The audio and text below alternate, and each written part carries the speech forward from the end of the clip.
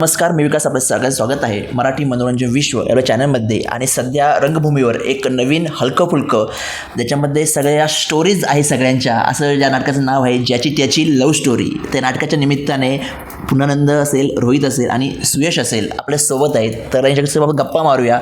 तर पुननंद तुझ्यापासून सुरुवात करूया. काय म्हणजे स्टार्टच तुझ्यापासून करूया आपण, काही प्रॉब्लेम नाही. तर काय एक्सपिरियन्स आहे, काय कशी स्टोरी तुझ्यापर्यंत पोहोचली? अगदी थोडक्यात सांगतो. सगळ्यात आधी तुमचे खूप खूप मनपूर्वक आभार. आपण आलात आणि आमची गोष्ट ऐकणार आहात आणि बघणारही आहात. माझी गोष्ट सांगतो अगदी थोडक्यामध्ये. इतकी रिलेटेबल आहे ना की आज प्रत्येक घरामध्ये सगळ्यांना रील करायचं आहे. ठीक आहे, पूर्वी ते एक सीमित लोकांपर्यंत होतं, एका जनरेशनपर्यंत होतं. पण आज म्हणजे घरटी, पूर्वी जसं माझी घरटी एक डॉक्टर असतो, इंजिनियर असो, तसं आज घरटी एक रील स्टार आहे आणि त्याला व्हायचंच आहे. मग त्या स्त्रिया असो, पुरुष असो, वृद्ध असो, कोणी असो, त्या सगळ्यांना रील स्टार व्हायचंच आहे. आणि त्या मग माझ्या कथेमध्ये रील स्टार होणारी एक बायको आहे की जिला तर रील स्टार व्हायचं आहे. आणि मग त्याची कशी गोची होते किंवा त्या दोघांमध्ये त्या गोष्टीवरून काय त्यांची लव्ह स्टोरी कशी पुढे फुलत जाते त्याच्याविषयीची गोष्ट आहे. त्यामुळे मला असं वाटतं की हे सगळ्यात आमच्या नाटकातली रिलेटेबल गोष्ट आहे.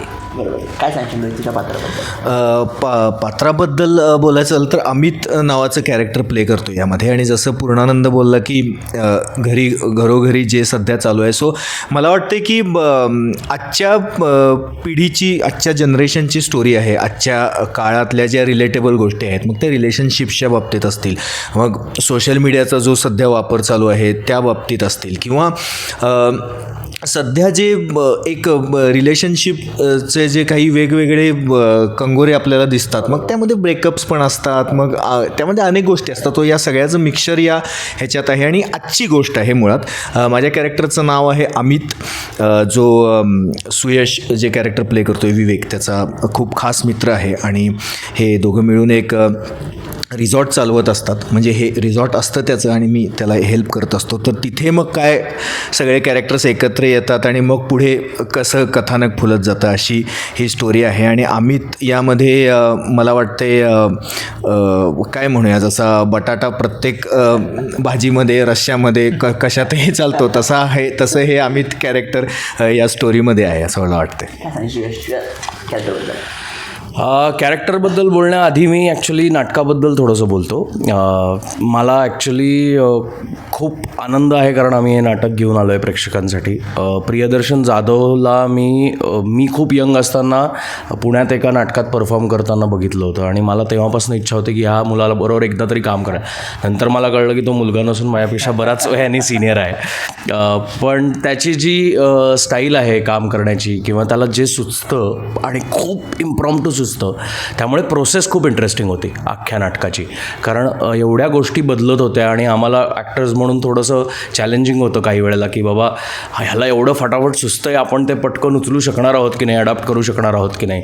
सो ती प्रोसेस खूप इंटरेस्टिंग होती.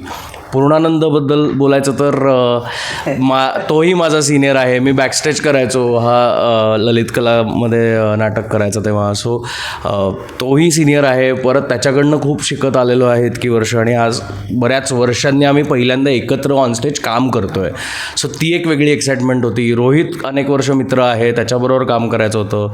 सुरुची बरोबर मला वाटतं 5वं का 6वं प्रोजेक्ट आहे. सो सगळी ना मला ती टीमची मजा एक वेगळी होती.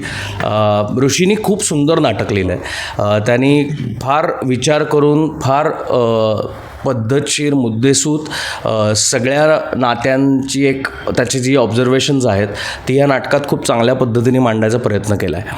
आणि त्यामुळे ती कॅरेक्टर्स खूप इंटरेस्टिंग होतात. म्हणजे नाटकात स्टोरी बघायला गेलात तर कदाचित स्टोरी तुम्हाला सापडणार नाही, पण प्रत्येक पात्र वेगळं आहे. सहाच्या 6 जी पात्रं आहेत, विवेक, अमित, प्रकाश, आरती, शलाका, प्रिया, ही सगळी 6च्या 6 पात्रं. त्या व्यतिरिक्त प्रत्येकाच्या आयुष्यातली काही वेगळी पात्रं आहेत जी तुम्हाला नाटकात दिसतात, ऐकू येतात, पण तुम्हाला ती कदाचित फिजिकली प्रेझेन्स त्यांचा जाणवणार नाही. सो आपल्या आयुष्यात फक्त म्हणजे बरेचदा लव्ह स्टोरीज आपण बघतो तेव्हा एक हिरो हिरोईन आणि मग त्यांच्या सराउंडिंग काही पात्र एवढंच दिसतं. पण इथे 3 वेगवेगळ्या लव्ह स्टोरीज, त्याबरोबर त्या लव्ह स्टोरीजचा सोसायटीमधला एक प्रेझेन्स, त्यांच्या आयुष्यातल्या म्हणजे त्यांचा पास्ट, त्यांची फॅमिली, त्यांचे नातेवाईक, त्यांचे मित्रमैत्रिणी, ह्या सगळ्याचा एक कॉग्निजन्स असलेलं हे नाटक आहे.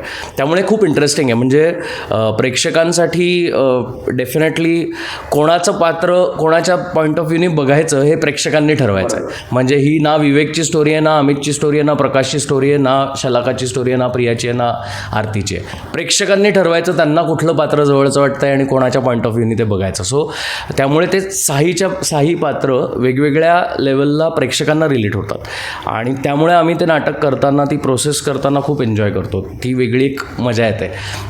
पूर्ण म्हणाल तसं की आजकाल रील, सोशल मीडिया याचा इन्फ्लुएन्स तर आहेच, पण मी जे पात्र करतो आहे ते खरं तर माझ्या वयापेक्षा थोडंसं मोठं आहे. शलाका जे पात्र करते ते पण तिच्या वयापेक्षा थोडंसं मोठं आहे आणि आमची एक मॅच्युअर्ड लव्ह स्टोरी आहे. आमचा आता रिलेशनशिप्सकडे किंवा लव्ह स्टोरीजकडे बघण्याचा बदलता दृष्टिकोन आहे, तो सुद्धा या नाटकात आहे. एक कन्फ्युज्ड कपल आहे ज्यांचं अजून ना धड काही ठरत आहे, ते एक कपल आहे. एक असं कपल आहे की जे प्रेमात तर आहेत पण त्यांना प्रेम ह्याला म्हणतात हे कळत नाही आहे, ह्या गडबडीत ते हरवत आहेत, त्यांच्यातल्या मधल्या मोमेंट्स मिस होत आहेत. सो अशा खूप गोष्टी आहेत, खूप एलिमेंट्स आहेत आणि मला खूप मजा येते हे कॅरेक्टर करताना, कारण विवेक खूप जवळचा आहे माझ्या. तो ट्रॅव्हलर आहे, तो भटक्या आहे, तो जग फिरतो, त्याला फिरायला आवडतं, त्याला कोणत्याही प्रकारच्या भावनिक गुंतागुंतीमध्ये अडकायचं नाही आहे, त्याची स्वतःची कारणं आहेत आणि तो होस्ट आहे सगळ्यांचा. त्याचं रिसॉर्ट आहे, त्यामुळे तो सगळ्यांना त्या रिसॉर्टमध्ये कम्फर्टेबल करणं हा एवढाच त्याचा हेतू आहे. तर मी हे बरेचदा स्वतःच्या आयुष्यात करतो की वेगवेगळ्या ठिकाणी जातो, फिरतो, वेगवेगळ्या गोष्टी ऐकतो, लोकांशी गप्पा मारतो, त्यांच्या स्टोरीज, त्यांच्या लाईफबद्दल जाणून घेतो. तर ते मला त्यामुळे खूप मजा येते करताना की अरे हे मी जे अदरवाईज लाईफ जगतो ऑफ कॅमेरा ते मला इथे नाटकात पण जगायला मिळतं आहे थोडंफार. त्यामुळे मला फारच मजा येते हे नाटक करताना. म्हणजे पाहतो की ज्या पद्धतीने लव्ह स्टोरी आहे किंवा रिलेशनशिप जिथं जास्त ठळकपणे मांडलेली आहे, तर हे सर्व नाटक अनुभवत असताना आज तू इतके कॅरेक्टर्स यावेळेस ह्याच्या अगोदर केले, कपल कॅरेक्टर म्हणून भरपूर कॅरेक्टर केले, एक चॉकलेट बाय म्हणून कॅरेक्टर केले, मॅच्युअर म्हणून कॅरेक्टर केलं आहे, हे सगळा प्रवास अनुभवत असताना आज हे नाटक ज्या पद्धतीने आलं आहे, तर त्या पद्धतीने तुझा एक पॉईंट ऑफ व्ह्यू किंवा तुम्ही सगळ्यांचा रिलेशनशिप बघण्याकडे कशा पद्धतीने झाला आहे, रिअल असेल किंवा आत्ता जे डिजिटल युग जे आहे ज्या पद्धतीने रिलेशनशिपकडे पाहतं आहे की आज एखादं रील पाहतोय आपण की तसं मला व्हायचं आहे, अशा पद्धतीने लोक करतात आहेत किंवा त्या पद्धतीने जाण्याचा प्रयत्न करतात आहे, याच्यामुळं घरातला जो संवाद आहे तो कुठेतरी मिस होतो आहे. या सगळीकडे या नात्याच्या या नाटकाकडून कशा पद्धतीने वेगळा व्ह्यूज तुम्हाला मिळाला आहे? मला वाटतं की आज जी काही नाती आहेत आपल्या आजूबाजूला, आपल्यातलं कम्युनिकेशन डेफिनेटली कमी होत चाललेलं आहे आणि ॲज यू राईटली सेड की संवाद खरंच गरजेचं आहे. मला वाटतं कुठलंही नातं म्हटलं की भांडणं होणार, मतभेद असणार, वाद होणार, अनेक गोष्टी आहेत. पण जर तुम्ही एखाद्या व्यक्तीबरोबर आयुष्यभर राहायचं ठरवलं असेल तर तुम्हाला एफर्ट्स घ्यावे लागणार, तुम्हाला त्याच्यावरती सतत काम करत राहावं लागणार. पण आजकाल ऑप्शन्स खूप आहेत. पटकन अरे नाही हे नाही वर्कआउट, ते मग दुसरीकडे जाऊ, दुसरं नातं बघूया ट्राय करून, मग परत त्याला वेगळा दिला जातो. सो मला वाटतं की आजकाल ठेराव नाही आहे नात्यांमध्ये, एकमेकांशी बोलणं होत नाही, कम्युनिकेशन मिसिंग आहे. नाटक टिकवण्यापेक्षा नातं तोडणं जास्त इझी झालं आहे. तोडणं तर खूप सोपं आहे रे. म्हणजे एखादी गोष्ट तोडायला काहीच आपल्याला लागत नाही, ती जोडून ठेवायला जास्त कष्ट घ्यावे लागतात. म्हणजे जर आपल्या घरी एखादं भांडं तुटलं जे आपल्याला खूप आवडतं, महत्त्वाचं आहे, एखादं मातीचं भांडं तुटलं तर ते जोडायला जे कष्ट लागतात तेवढे तोडायला लागत नाहीत ना. ते जोडून ठेवून ते जपून ठेवायला जे कष्ट लागतात, म्हणजे ते एक हे मध्ये मी कुठेतरी वाचलं होतं, ते जॅपनीज एक फिलॉसॉफी आहे की त्यांच्याकडे ती भांडी तुटल्यानंतर ते सोन्याच्या पाण्याने ती जोडून हे करतात, ते सोनं मेल्ट करून त्याला एक काहीतरी आर्ट आहे ती, त्याला नाव आहे, मला आत्ता एक्झॅक्ट नाव नाही आठवत. आणि का ते असं करतात, कारण इट इज अ रिमाइंडर की आपल्याला त्या गोष्टी जपण्यासाठी इट इज ती मोमेंट ज्याच्यामुळे ते तुटलं किंवा ज्याच्यामुळे ते झालं ते हायलाईट करण्यासाठी सोनं वापरतात, ते जे खूप एक्सपेन्सिव्ह आहे, की ते सतत त्यांना ती एक आठवण देत राहतं की नाही, आपण याच्यावरती खूप खर्च केला आहे, आपण खूप कष्ट घेतले त्याच्यावरती ते जपून ठेवण्यासाठी. तर हे खूप सुंदर सिम्बॉलिझम आहे आणि मला वाटतं की ते आपल्याकडे आता प्रत्येका इंडिव्हिज्युअल परसेप्शन्सवरती, म्हणजे माझ्यासाठी जर नातं वर्क होत नसेल तर मी त्यातनं बाहेर पडायचं का ते जपण्यासाठी धडपड करायची, हा इंडिव्हिज्युअल प्रश्न आहे, सगळ्यांनी स्वतःसाठी ते ठरवायचं असतं. पण ते कम्युनिकेशन झालं, त्याच्यावरती खरंच एफर्ट्स घेतले गेले तर आय एम शुअर काहीतरी बदल घडेल आणि आम्ही थोडासा ते आमच्या नाटकात पण दाखवायचं आणि ते आणण्याचा प्रयत्न करतो आहे की कम्युनिकेशन केलं तर कदाचित गोष्टी सॉल्व्ह होऊ शकतात. काय सांगतो? नाही, एक्झॅक्टली हा म्हणाला तसं की कम्युनिकेशन एकतर संवाद जो आहे माणसांमधला तो कमी होत चालला आहे. पण आता टेक्नॉलॉजी आली आहे वेगवेगळ्या, आता स्मार्टफोन्स आलेत, इंटरनेट आलेत. गोपू देशपांडेंनी म्युझिक सिस्टीम नावाचं नाटक लिहिलं होतं, ते त्याच्यावरतीच होतं की बाबा एक म्युझिक सिस्टीम आली, माणसांमधली कम्युनिकेशन बदललं. सो आता टेक्नॉलॉजी बदलली आणि एकूणच एक काही बाबतीत कॅज्युअल अप्रोच आला आहे. म्हणजे हा जसं म्हणाला तसं की एफर्ट्स घेतले जात नाहीत रिलेशनशिप टिकवायला. म्हणजे जॅकी दादांबरोबर एकदा बोलता ते म्हणाले, हमारे ज़माने में हम लोग गर्लफ्रेंड को लेटर लिखते थे, उसको काट के हार्ट वाट डाल के वो सब एफर्ट लेके उसको जताना पड़ता कि प्यार कैसा होता है, क्या होता है. तो एक दूसरे की आँख में देखो, आँख में देखने को अभी टाइम नहीं है, सब स्मार्टफोन में देख रहे. सो सध्या मला वाटतं याच्यामुळे नातेसंबंध थोडे तकलादू झालेत असं मनापासून वाटतं. सो टेक्नॉलॉजी टेक ओव्हर करायच्या आत आपल्याला कुठेतरी एक रिअलायझेशन झालं पाहिजे की एक माणसांकडून आलेली वाईब कॅच करणं किंवा एकमेकांच्या फिलिंग्स समजून घेऊन एकमेकांबरोबर सोबत राहणं हे इम्पॉर्टंट आहे लाईफ लाँगसाठी असं वाटतं मला. आमच्या नाटकात एक वाक्य आहे, लेखक ऋषिकांत राऊत यांनी खूप चांगलं वाक्य लिहिलं आहे की आजच्या काळामध्ये जगायला सगळ्यात जास्त ताकद लागते, मरणं एकदम सोपं आहे. तर आता हे जगणं आणि हा जो जिवंतपणा आहे आपल्या सगळ्यांच्या आयुष्यामधला, हा टिकवून ठेवण्यासाठी आपल्याला खूप मेहनत करावी लागते आजच्या काळामध्ये. म्हणजे जर कोणी डिसाईड केलं, आता ते रोज आपल्याला न्यूजमध्ये बघायला मिळतं, एक तरुण मुलगा काहीतरी तो गेम खेळत होता, टास्क करत होता, त्याला टास्क नाही दिला, काय त्याने सुसाईड केलं. हे खूप सोपं आहे. पण ठरवणं की नाही मला जगायचं आहे किंवा जिवंतपणा ठेवायचा आहे, नात्यांमध्ये असो, व्यवसायात असो, आपल्या देश म्हणून देशहितामध्ये एक जिवंतपणा ठेवायचा असो, सगळीकडे खूप कष्ट करावे लागतात आज. म्हणजे मेंटली तुमची इन्व्हेस्टमेंट खूप असते, फिजिकल इन्व्हेस्टमेंट खूप असते, आर्थिक इन्व्हेस्टमेंट खूप लागते त्याच्यासाठी. तर ह्या सगळ्या गोष्टींमुळे ना ते सुसह्य करून घेण्यासाठी सगळ्यांची धडपड चालली. आणि हे इतकं गोंधळाचं वातावरण आहे की मला पर्सनली मलासुद्धा कधी कधी कळत नाही की हे कसं रिसीव्ह करायचं. म्हणजे हे फक्त नाटकापुरतं किंवा ह्या गोष्टीपुरतं मर्यादित नाही आहे. म्हणजे ज्याची त्याची लव्ह स्टोरीमध्ये ज्या स्टोरीज आम्ही दाखवतो आहे, हे सगळं स्लाइस ऑफ लाईफ आहे. आपल्या आजूबाजूला जे काही घडतं आहे त्यांचं आपण हे दाखवतो आहे की.